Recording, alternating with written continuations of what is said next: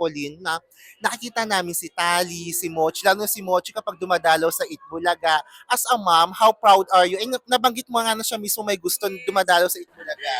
I'm proud because they are true Itbulaga babies. The mom is from Itbulaga, the dad is from Itbulaga. So that is really their second home. And I am happy that they feel at home in Itbulaga. As a matter of fact, mga 2 weeks ago, medyo matagal hindi nakapunta si Moji kasi we all got sick.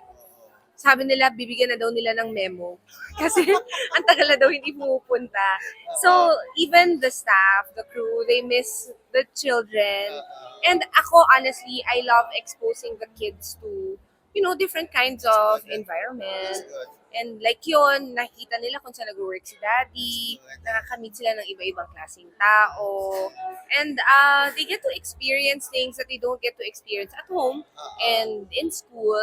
So I'm very happy that they get to experience that at such a young age and na-expose sila sa ganun. Sabi mo nga parang si Mochi ang nagre-request sa inyo. Siya talaga.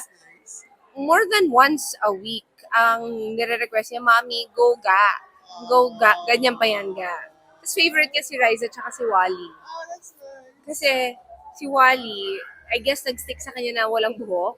So even at home, if we have toys na natatanggalan ng buhok, Wally! Lahat Wally.